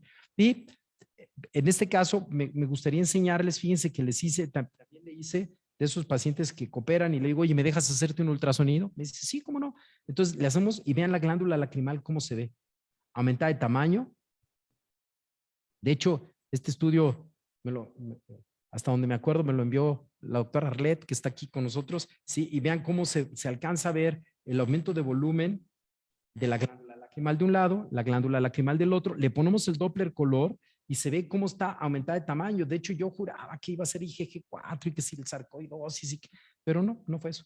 Sí, y entonces vean aquí la comparativa de cómo se ve con la tomografía y cómo se ve con el ultrasonido. Esto es tomografía, esto es ultrasonido y vean la glándula lacrimal, el nervio óptico, la grasa y todos los cambios que estábamos comentando. El trauma, pues, ¿qué les puedo decir? La tomografía en el trauma cráneo facial, pues es la reina, ¿no? Entonces podemos ver fracturas del piso orbitario, fractura de la lámina papirácea, podemos ver fractura del techo orbitario también, o por ejemplo, se pueden encontrar fracturas de la región de la inserción del ligamento cantal interno, ¿sí? Como lo podemos ver aquí, la fractura, y muchas veces esto ocasiona un desprendimiento, ¿no? Esto nos permite hacer una muy buena evaluación de los contrafuertes faciales, hacer una descripción anatómica detallada de todos los trazos de fractura, pues para poder favorecer la adecuada reconstrucción, en este caso pues de la órbita, ¿no? Vean incluso cómo están todos los trazos de fractura aquí arriba, y el cuello nasal, todo, lo voy a quitar para que lo vean. Y nomás el piso anterior del cráneo, cómo estaba hecho, como si lo hubieran armado, ¿no? Ahí, pase, por favor, para que lo armen aquí. Lo armaron al señor. Pues bueno, más cosas que podemos ver, por ejemplo, una retinosquisis. Vean cómo podemos ver muy bien el desprendimiento, ¿sí? Con el ultrasonido, que también se puede ver muy bien en la resonancia magnética. Y pues bueno, en estos casos donde también podemos tener fracturas del piso orbitario, ¿no? Bueno, etcétera, para no me quiero extender. El desprendimiento de retina se puede ver muy bien con ultrasonido, se puede ver muy bien con TAC y se puede ver muy bien con resonancia en los casos que ha sido el paciente sometido a algún trauma. Por ejemplo, los retinoblastomas. La tomografía es reina porque nos enseña el tejido denso que está dentro, las calcificaciones, pero también lo podemos valorar con ultrasonido. Este campeón, perdón que puse la foto sin poner la típica rayita, pero pues le tapo los ojos y el campeón me dejó tomarle su foto. De hecho, ahí se alcanza a ver muy bien la leucocoria, ¿no? El hallazgo típico de este tipo de pacientitos. Igual, no es lo mismo que el retinoblastoma sea unilateral a que sea bilateral. Vean con resonancia magnética y con TAC lo bilateral, y siempre la resonancia en estos casos es muy buena porque evitamos la trilateralidad, ¿no? Dicen, ¿cómo que 3 lados? Pues bueno, es una forma de decir los dos ojos y lesión a nivel endocranial. Esto ya estamos por terminar, ya no me quiero entretener más, pero fíjense cómo también un hemangioma coroideo, yo no me esperaba encontrar esto, pero nos lo encontramos. El hemangioma está aquí atrás. Le voy a quitar las dibujito porque si no se ve. Es apenas una laminita, pero en el corte coronal se ve muy bien. Van a decir, oye, ¿por qué se ve así? Ah, pues porque estamos haciendo un corte en este sentido.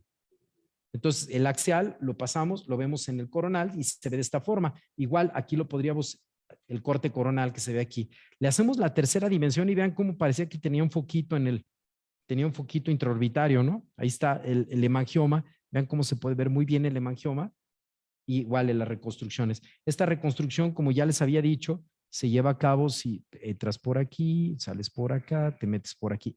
Esta reconstrucción se representa como esto, ¿sí? Se ven los dos ojos desdoblados, como si estuviera viendo uno para cada lado, ¿no? Y bueno, ya para terminar, vamos a ver un poquitito del ducto nasolacrimal.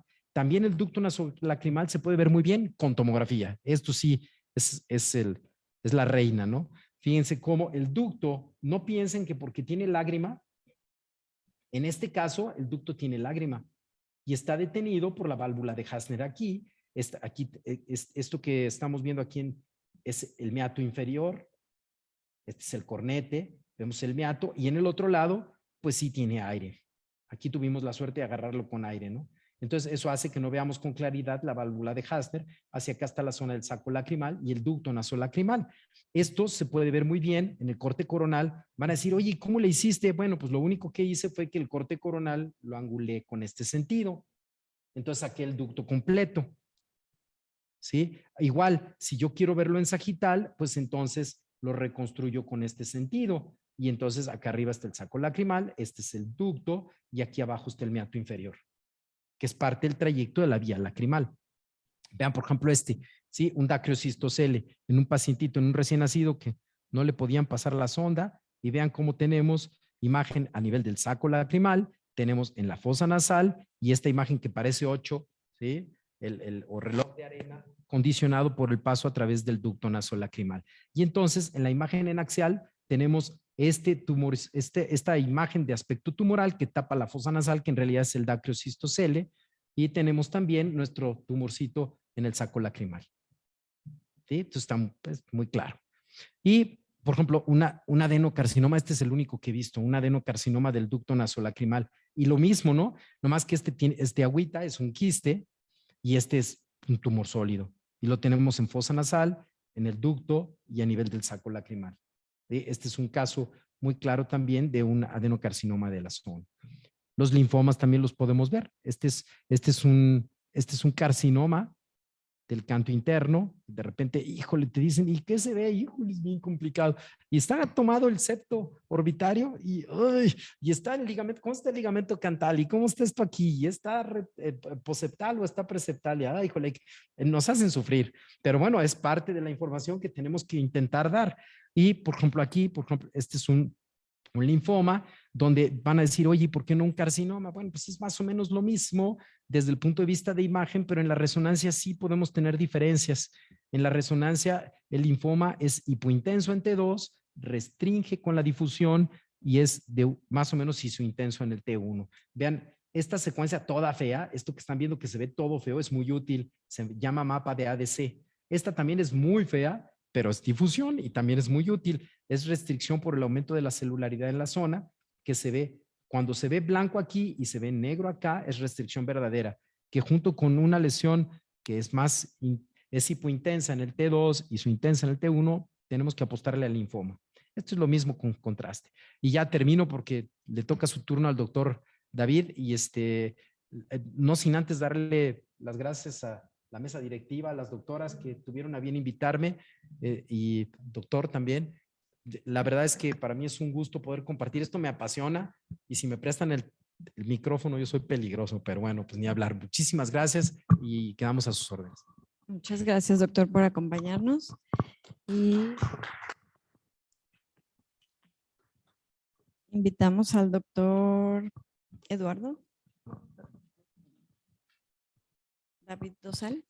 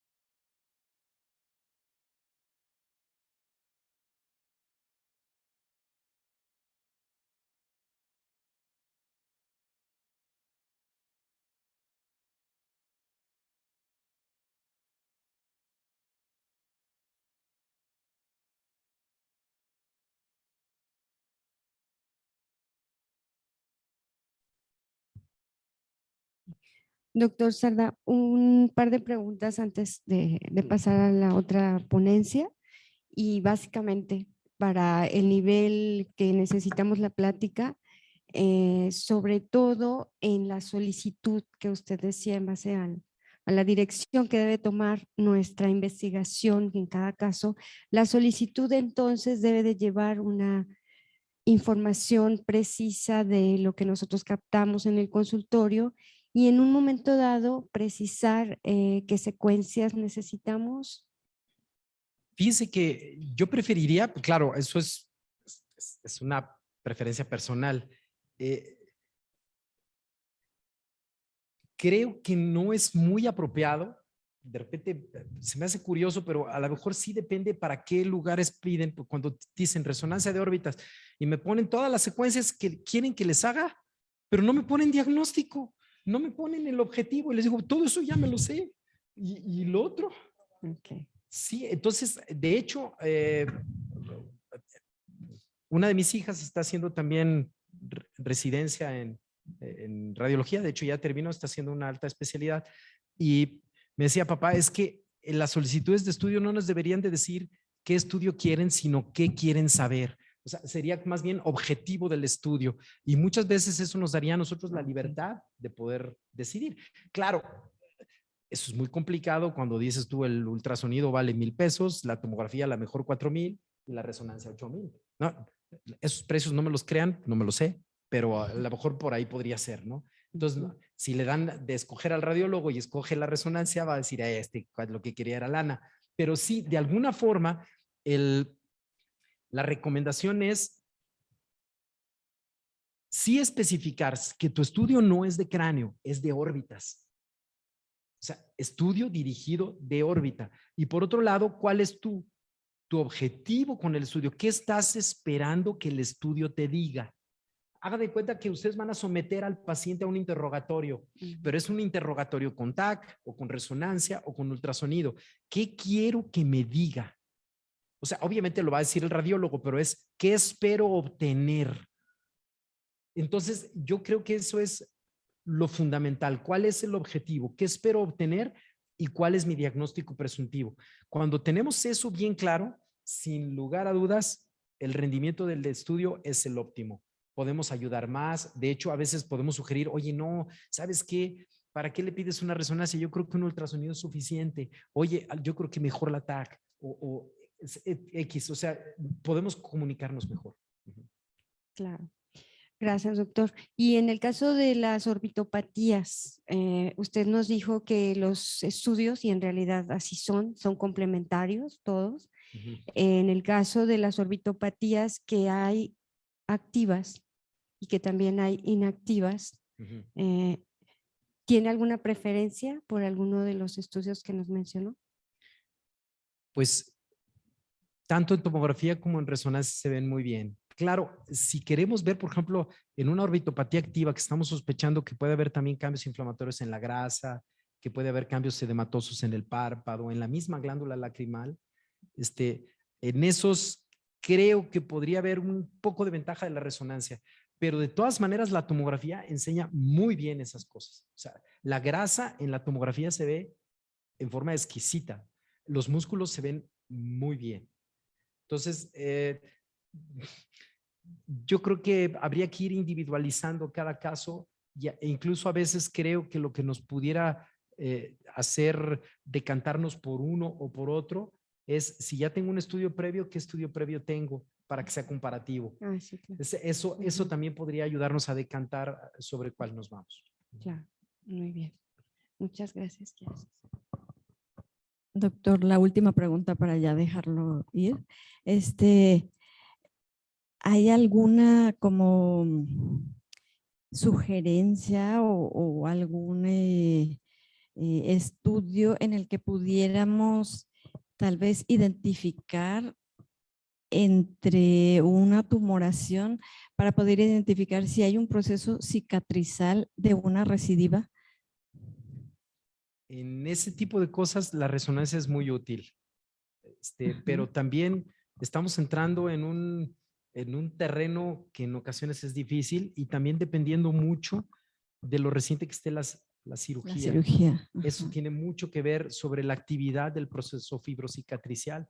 En ocasiones incluso con métodos aún más sofisticados como podría ser el PET-CT, es la tomografía por emisión de positrones con tomografía. Con tomografía. Aún en esas podemos tener falsos positivos, pero sí para diferenciar la fibrosis de la actividad tumoral, yo creo que la resonancia es la resonancia ideal. es superior, sí. Okay. Muchas gracias. Súper rápido. Actualmente los equipos van evolucionando y hay muchos médicos en diferentes especialidades que prefieren ahora la solicitud de resonancia 3D. ¿Es de igual forma válido para nuestra especialidad? Miren, el decir 3T habla de la potencia del magneto. Y la potencia del magneto en muchos casos nos ayuda a tener imágenes con mayor resolución y con mayor definición. 3 Tesla ha sido muy utilizado o ha sido muy indicado en estudios de neurología, ¿sí? Los estudios de neuro tiene muchas aplicaciones, tiene muchas aplicaciones también en algunas cosas de músculo esquelético, pero las diferencias que tenemos entre uno y otro, la verdad, son casi o sea, de repente son difíciles hasta para el ojo del experto, ¿no? O sea, hasta para el ojo del radiólogo poder descubrir la diferencia entre uno y otro. Sí es más rápida, sí es más potente, sí tiene más resolución, o sea, sí, pero en relación a que haga una diferencia, a final de cuentas, entre un diagnóstico y otro, por ejemplo, si la compara uno con una resonancia de 1.5 teslas, que son las que más hay en el mercado, también hay de hecho yo tuve una de 0.2, en un campo chiquitito. El Tesla es una unidad de magnetismo. El Tesla es más o menos el equivalente a 10,000 veces la fuerza de gravedad de la Tierra. Entonces, un Tesla son 10,000, 2 Teslas 20, 3 Teslas 30, es un montón. Ustedes meten una llave Stilson o se mete el plomero con la llave y es un aguas porque es un arma mortal eso, ¿no? Si hay un paciente dentro lo puede matar incluso. Pero yo creo que sí, o sea, siendo totalmente justos, 3 Tesla puede darnos un poco más de rapidez, un poco más de resolución, en diferencias poco distinguibles aún para ojos expertos, pero sí es superior, pero yo creo que no hace mucha diferencia, incluso con equipos de bajo teslaje para la patología orbitaria. Hay algunas cosas muy específicas que sí, pero hay otras que no tanto. Okay. Sí, porque lo comento porque de repente hay casos que no es lo usual, pero hay casos en donde no se descubre algo que sea de un volumen importante y sin embargo ahí está y está ocasionando dolor. Y esto puede ser en el vértice y puede darnos neuralgias que llevan meses que no se reconoce su causa y el problema está en el vértice y puede ser un meningioma o puede ser otra cuestión. Pero eso, sin lugar a dudas, por ejemplo, tratando de volver a la pregunta de hace ratito, el 3 Tesla seguramente nos puede dar un poco más de resolución, pero yo creo que ahí hay más, la diferencia es la intención del estudio, que el estudio se haga dirigido. Yo creo que fundamentalmente eso. Y cuando uno interpretar en forma dirigida. Por eso digo que sin rumbo el barco no te lleva a donde quieres llegar, aunque sea un barco de 3 Teslas. Sí, o sea, sí se requiere que vayamos bien dirigidos. Muchas gracias, doctor. No, gracias por su participación. Y invitamos al doctor Eduardo, no. David. Me quedé con el doctor.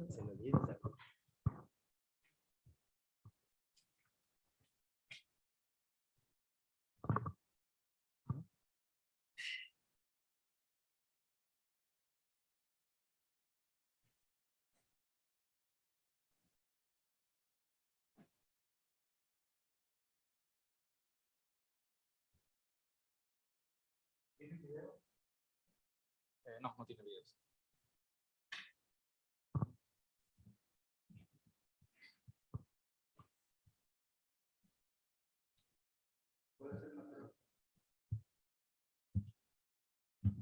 No avanza.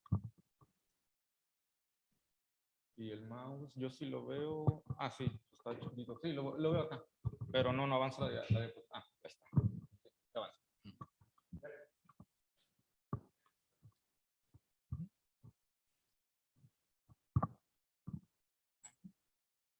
Listo, buenas noches. Primero que nada, gracias por la invitación, el doctor Axel, a la mesa directiva. Yo les voy a profundizar un poquito de las cosas que habló el doctor Sardá. Al doctor Sardá, que considero uno de mis maestros. Entonces, pues vamos a empezar. Soy el doctor José David Salvañuelos y les voy a presentar algunos casos clínicos, sobre todo para tratar de aprender a abordar la imagen. O sea, como todos hay un orden de la semiología, un orden de la exploración física, bueno, en imagen también tenemos un orden que es completamente personal, pero siempre hay que hacerlo continuamente para poder encontrar la mayor cantidad de diagnósticos o de patologías en el estudio. Reforzando un poco lo que dijo el doctor Sardá, sí, efectivamente, sí es muy bueno que nos digan por la sospecha diagnóstica, nosotros para dar énfasis o realmente poderles ofrecer mayores diagnósticos diferenciales en sus estudios. Por ejemplo, no sé, proptosis dolorosa, proptosis no dolorosa, diplopia, ¿no? Todo es la evolución el tiempo de evolución de la diplopia, todo eso a nosotros nos ayuda para realmente, digamos, ayudarles mucho más a sus diagnósticos y a sus pacientes. Y como les estaba comentando acerca de cómo abordar la imagen sobre todo de tomografía orbitaria, ahí les puse una lista. Voy a hacer una introducción con orbitopatía tiroidea. Esto es como más o menos la lista de cosas que tenemos que evaluar. Los globos oculares, el nervio óptico. Este orden es completamente personal. Cada quien revisa los estudios en el orden que gusta, pero este es un orden que se facilita y que se recomienda. Vamos a empezar primero, pues, ¿qué consideramos proptosis? Vamos a trazar una línea visigomática y cuando la liga visigomática, el globo ocular tiene que estar, los 2/3 anteriores del globo ocular deben de estar por adelante, anterior a esta línea para considerar que es una proptosis. En estos casos, pues es bastante evidente la proptosis, pero bueno, trazamos la línea y es una proptosis axial. Vean que los globos oculares están sus 2/3 anteriores por delante de la línea visigomática. Y bueno, esto claramente pues es una proptosis. Vamos a continuar. El grosor de los músculos, si pueden ver, pues bueno, es bastante evidente el aumento del grosor de los músculos, cómo disminuyen la cantidad de grasa, el espacio para el nervio óptico, que eso lo vamos a profundizar un poco más adelante. Rectificación del nervio óptico. ¿Nosotros cómo vamos a saber que el nervio óptico está rectificado por imagen? Cuando ustedes piden una tomografía de órbitas, es diferente a una tomografía de cráneo porque el ángulo de adquisición del tomógrafo se modifica un poco para la órbita. Entonces, normalmente cuando adquirimos un TAC de cráneo, los cortes son completamente axiales. No es que no se tomen axiales, simplemente se va a angular un poco la adquisición para que se pueda ver la órbita de una mejor manera.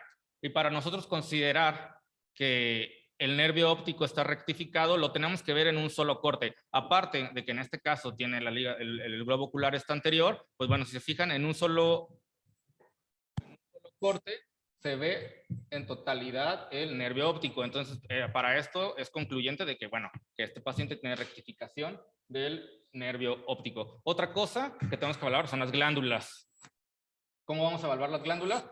Pues vamos a decir si están protuidas las glándulas. Entonces, ¿cómo vamos a ver eso? Es que más del 50% de la glándula esté por fuera de la órbita. Y se fijan en estos dos casos, tienen prolapso de las glándulas lagrimales. Se fijan en el caso de arriba, sí, definitivamente, pues están por completo por fuera de la órbita. Y acá los 2/3 o más del 50% de las glándulas lagrimales están por fuera de la órbita.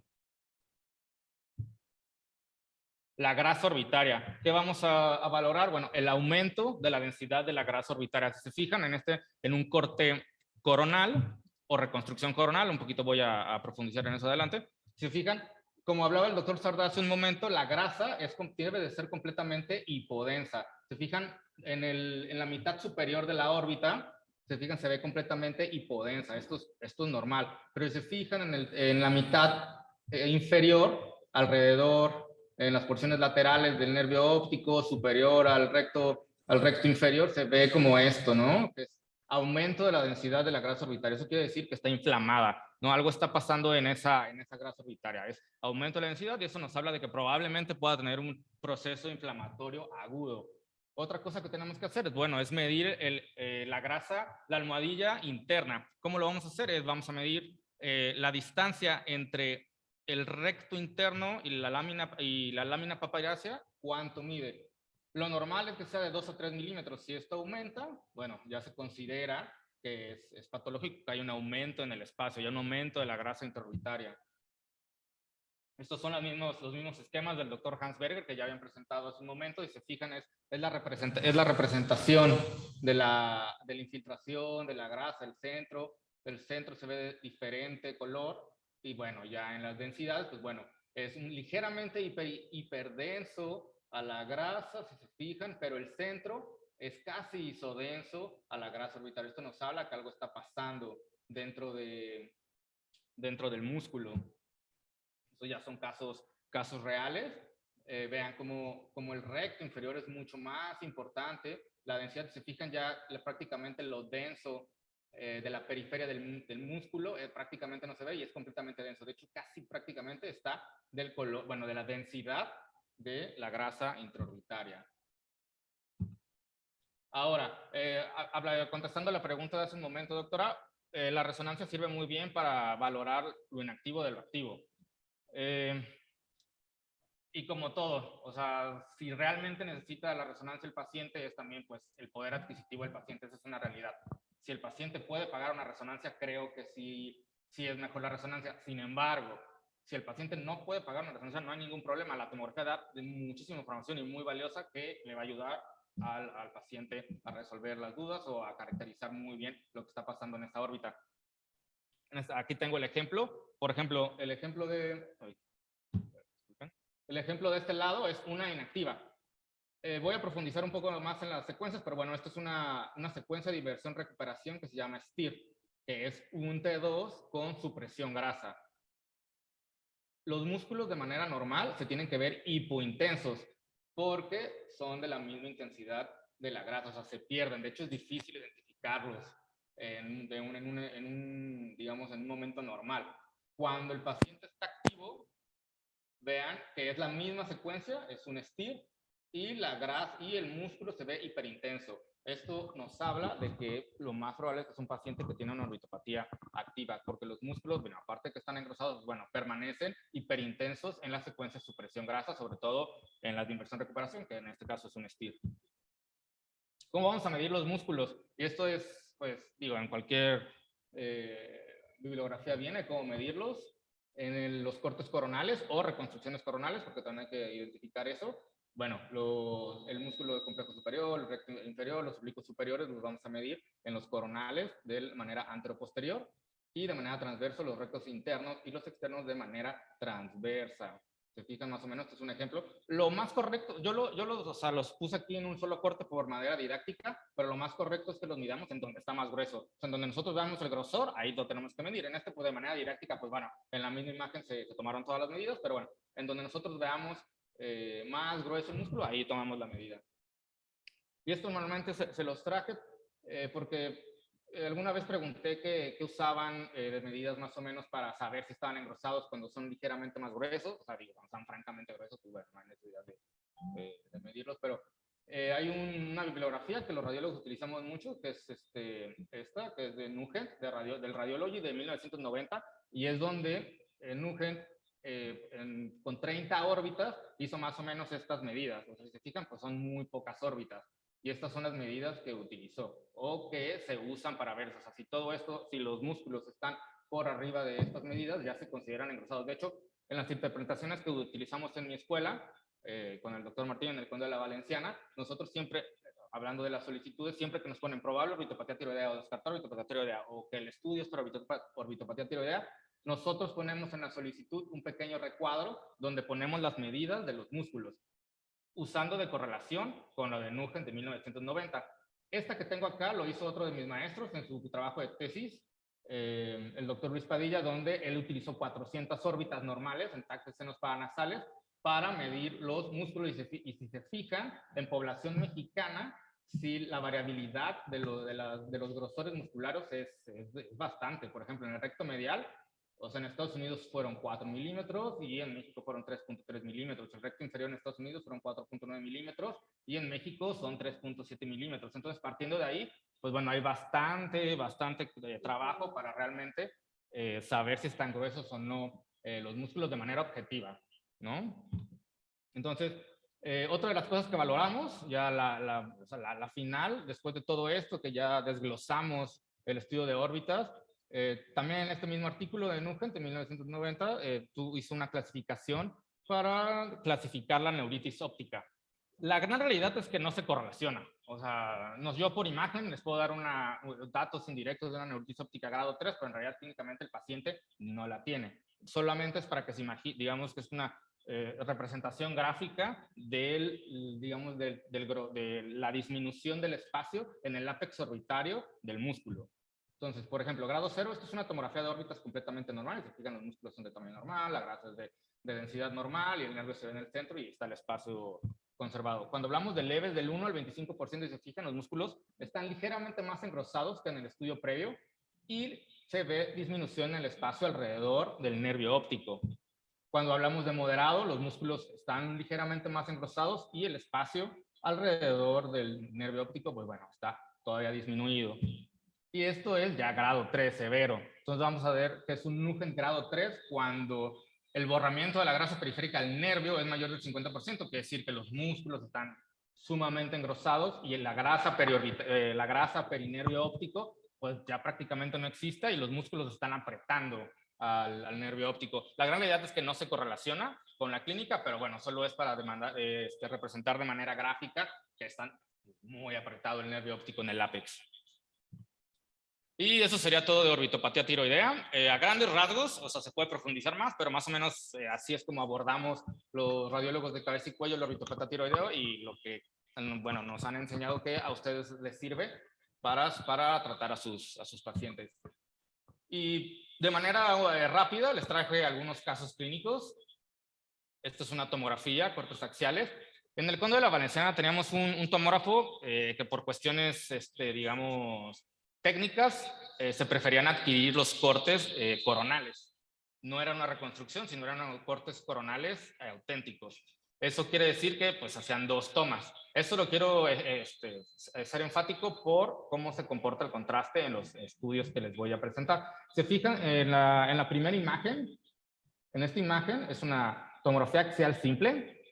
Se fijan, no hay aquí nada hiperdenso, que normalmente el contraste es hiperdenso. Se ven los senos venosos, se ven muy similares a la densidad del parénquima cerebral. Se fijan aquí, pues aquí como que si vemos cosas, lo que nosotros los radiólogos normalmente hacemos es buscar cosas simétricas, ¿no? Entonces, si tenemos las 2 órbitas, pues bueno, que le falta, que le sobra alguna, sobre todo si no sabemos cuál es la indicación del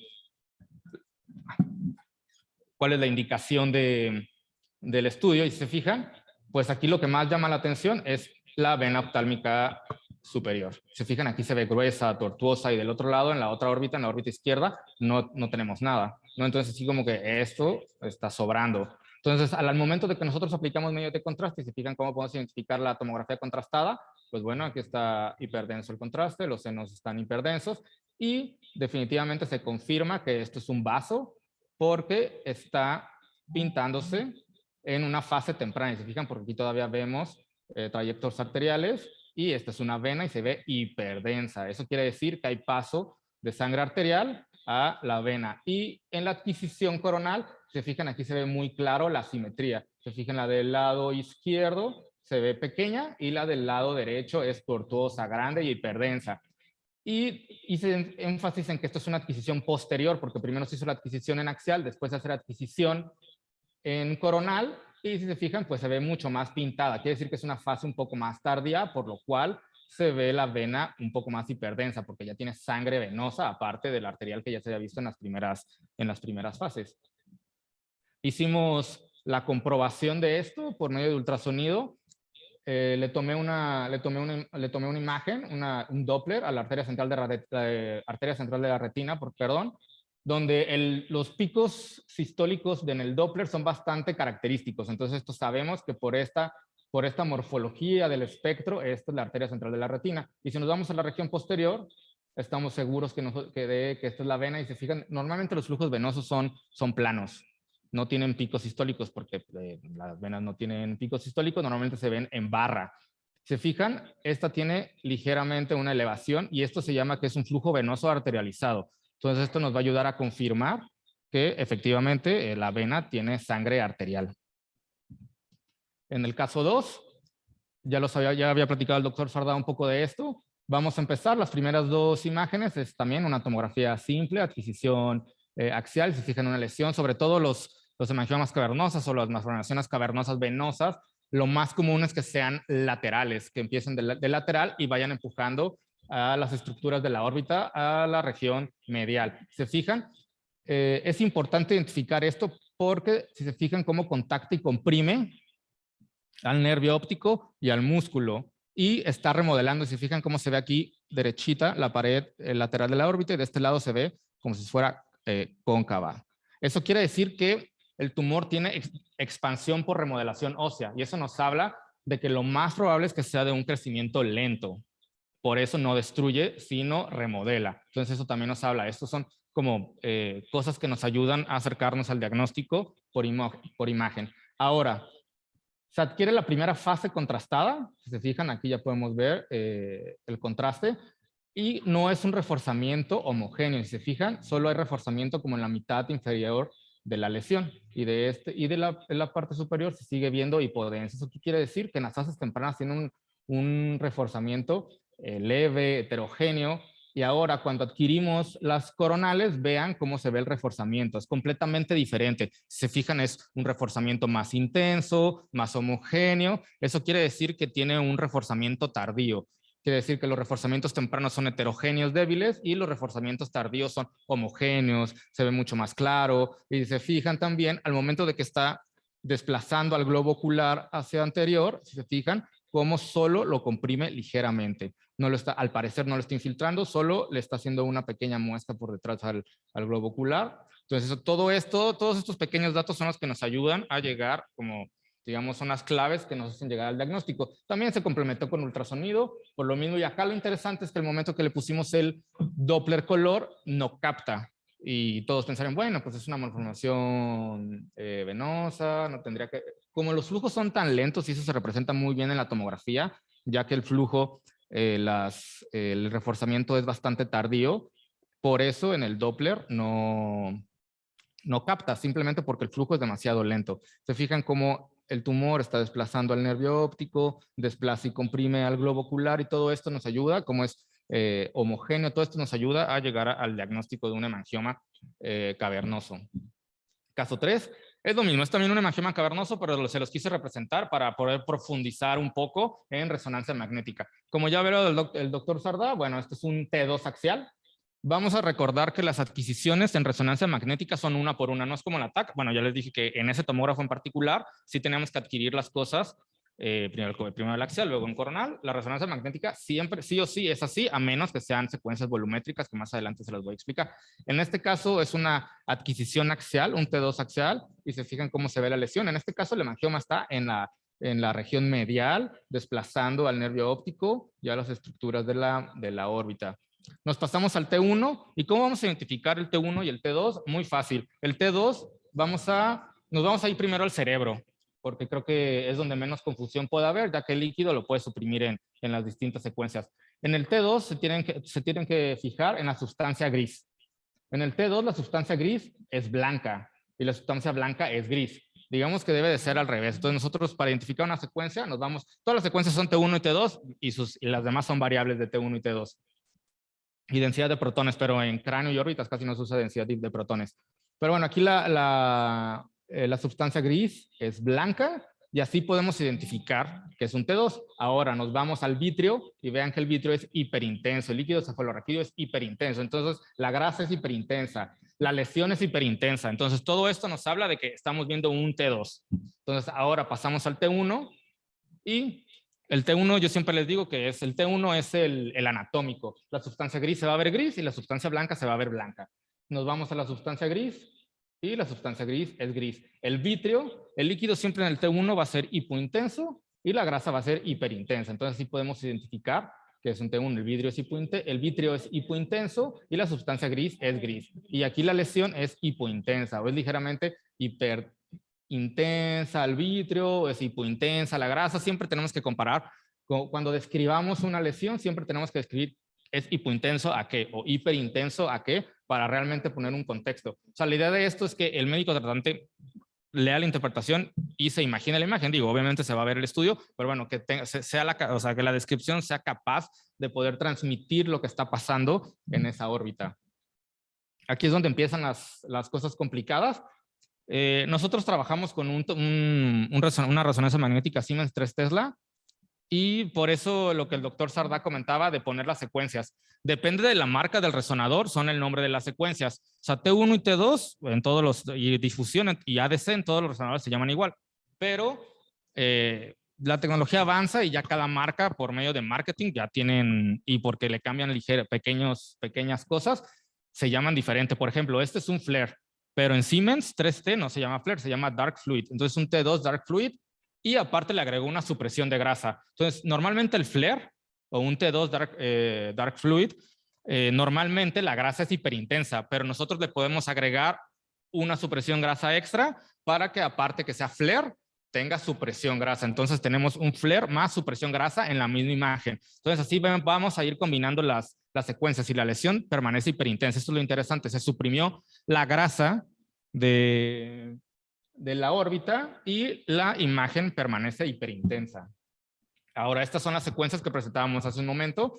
Es DWI o difusión. Se fijan, la lesión no tiene una verdadera restricción. Si esto fuera una verdadera restricción, se tendría que ver así, completamente hiperintenso. Ahora, depende de la bibliografía o de los autores que ustedes estén acostumbrados a leer, es cuando describen si las malformaciones cavernosas sí restringen o no. Normalmente describen con que tienen, para que sea una restricción verdadera, tienen que tener un ADC verdadero, y normalmente la restricción verdadera o un ADC bajito, normalmente las lesiones se tienen que ver hipointensas. Entonces, esta lesión, esta imagen es el ADC y la lesión no se ve hipointensa. La lesión, para que fuera realmente una restricción verdadera, tendría que verse prácticamente como la grasa, tendría que verse completamente hipointenso, y nosotros así confirmamos que restringe la difusión. Y si lo cuantificamos, pues bueno, es un ADC de cuantificación baja, que eso se utiliza en linfomas y en otras patologías. Esta es la otra,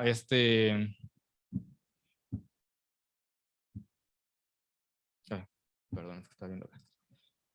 Y vamos a revisar, ahora son las adquisiciones coronales. Este es un STIR coronal, que es lo mismo, es una inversión recuperación, pero si se fijan, el vítreo aquí se ve hiperintenso y la lesión se sigue viendo hiperintensa. Y ya las contrastadas va a ser lo mismo.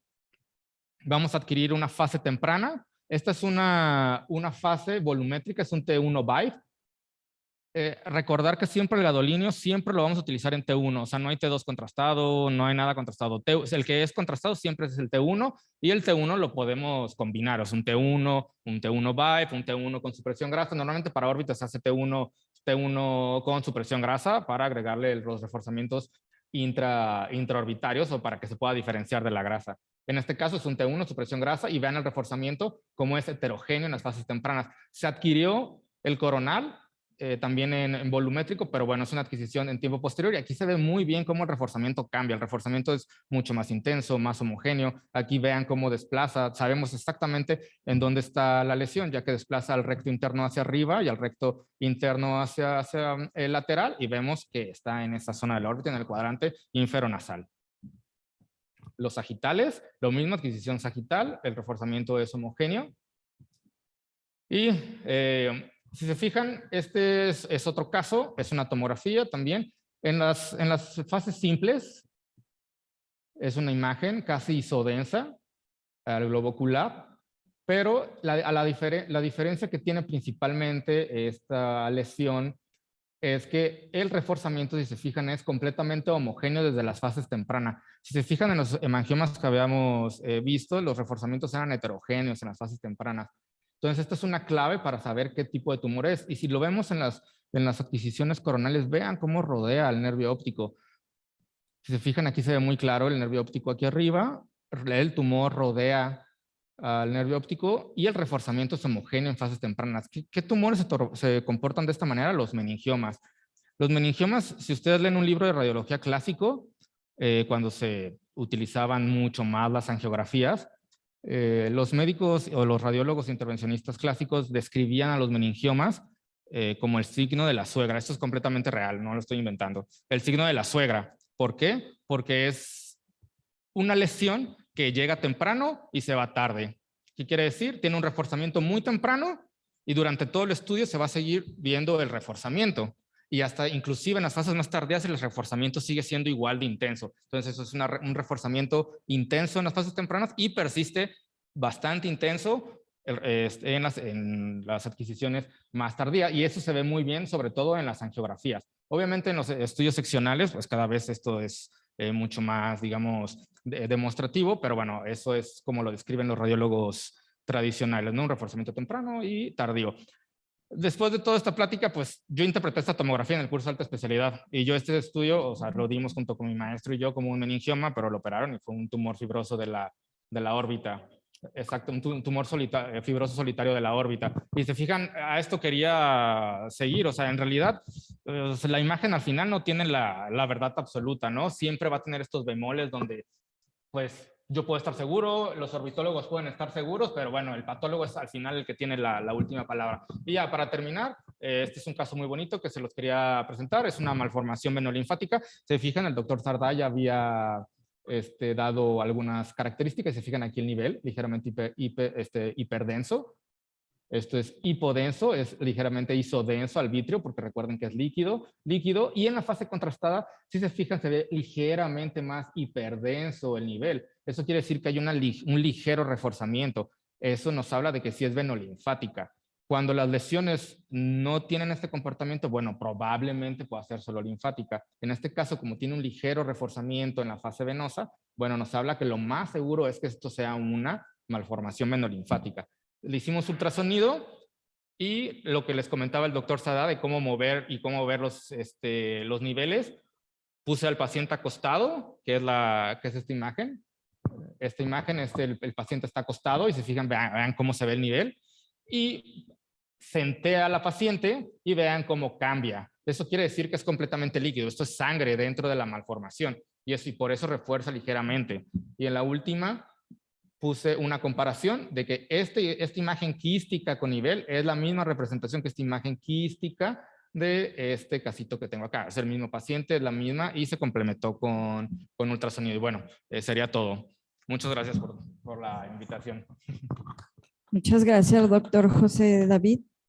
Doctora Arce, ¿algún comentario? No solo agradecer, es un tema de verdad muy amplio y gracias por toda la ilustración y sus buenos casos clínicos. Muchas gracias por la invitación. Gracias, doctor.